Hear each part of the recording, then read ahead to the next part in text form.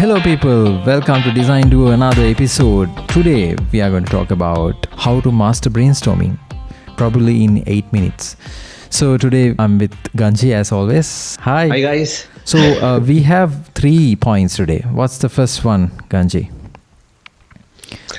Yeah, when brainstorming, we should always go for quantity over quality. Yeah, brainstorming is the most fun and favorite workshop in the world, as I see. Yeah. Because if it's a workshop, everyone expects people to get together into a room and brainstorm and generate ideas. So it's so much fun. It's a very fun activity. And why I said that we should go for quantity over quality is that sometimes you feel that you should generate really good ideas, really quality ideas, and those are the ones that are going to be picked at the end of the day. But if you look at the number of ideas that we generate, sometimes it's better to go with the high number, because then it creates a lot of options for everyone to pick from.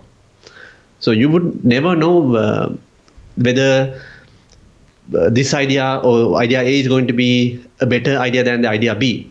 Yeah. At the end of the day, you will evaluate them and you will compare them and pick one over the other.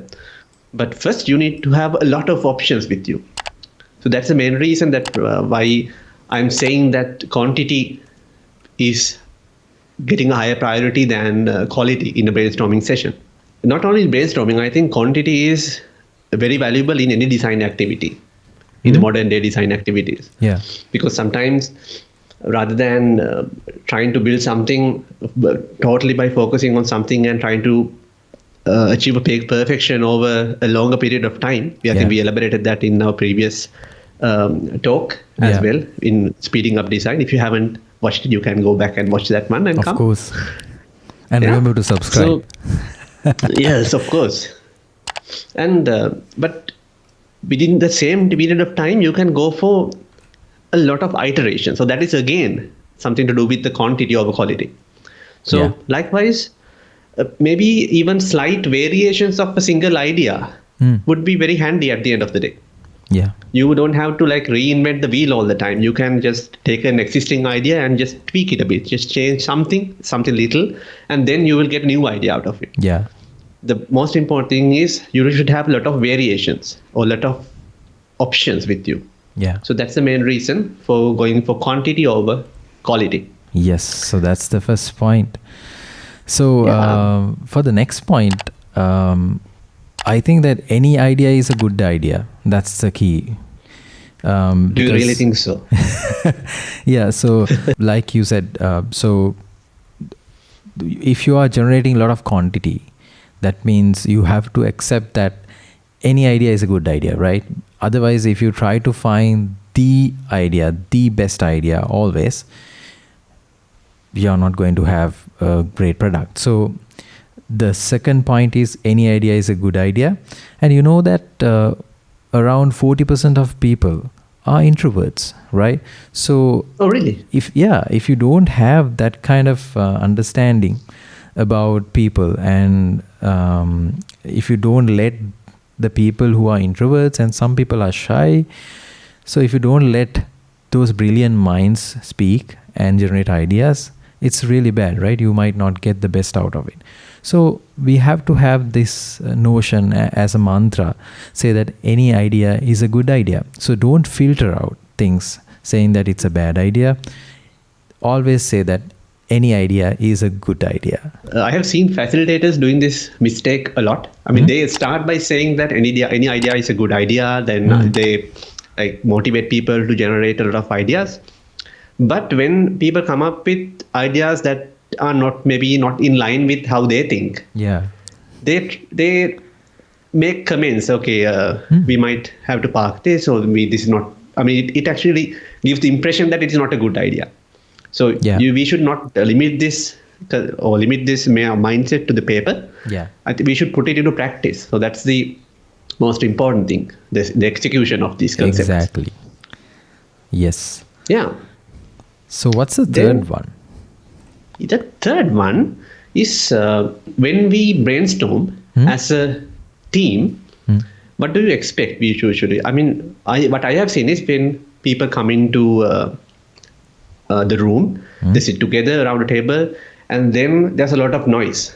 People talk about various things. They comment on each other's work. They comment on each other's ideas. Yeah. And someone will say that, okay, this is my view of it, and then everybody will try to either argue with that person or either agree with that person. And sometimes we have these perceptions that UX designers are creative people, so their ideas are carrying a higher value than the rest of the team's ideas. I mean, they are the brainstormers in the team. Yeah, it could be UX or it could be anyone. Powerful people. It could be. I'm just trying to stereotype the designer role. People try to look up to them people for creative who know ideas. It all. Yeah. And sometimes if you have a product manager or a CEO in the room, if that person brings up an idea and show it to everyone in the room, everyone tends to agree with that person because of the power that this person has. Exactly, yeah. So there's a lot of biasness in that. Yeah. So to avoid that, I mean, in order to create a common playground or a common playing ground for everyone in the team, I mean, we should eliminate those perceptions and stereotypes. So to do that, the third point that we are bringing up is to do the ideation or do the brainstorming individually, but together. Wow. So now that's a conflict. Yeah. How do you do something individually and together? So it means that everyone will be physically on the same place, or in a remote setting, they will be in the same Zoom meeting or online meeting. Yeah. But they will do the brainstorming or the ideation individually. So it can be on a piece of paper that they have in front of us. It can be on a mirror or a mural board in front of us. Yeah. I mean, these online tools have this private setup or private features, or something. Yeah. Spaces. Yeah. So you can use them and do the private individual brainstorming sessions. Yeah. So do it individually, and then without naming that this idea is coming from this person, try to expose them to the team. Anonymous kind of a thing. Anonymously. Yeah. Exactly. Cool. So then it has created a common ground for everyone to bring up the ideas, and then hopefully the best one will be picked. Cool. Yes. That's a really cool idea. So we covered 3, right? Let's go through them. That you should avoid as well. You should not say it's a cool idea. Yeah. Then everyone will think that, okay, this person's ideas are very cool, so we have to agree with them. So you cannot discriminate or appreciate in that you have case. to have poker face. Perfect. Yes, as a facilitator, I mean. As a facilitator. And we should encourage others also not to comment on other people negatively or positively. Otherwise, you tend to push some ideas forward and some backwards. Yeah. So shall we go through them one by one? Yes, of course. First point. Quantity over quality. Yeah, the second one is any idea is a good idea. And the third one? Individually and together. Cool. So let's meet again with another episode. Thank you so much. Yes. Subscribe. Thank you guys. Please subscribe and like our videos. Yeah. That will be a big support for us to continue. See you again. Bye-bye.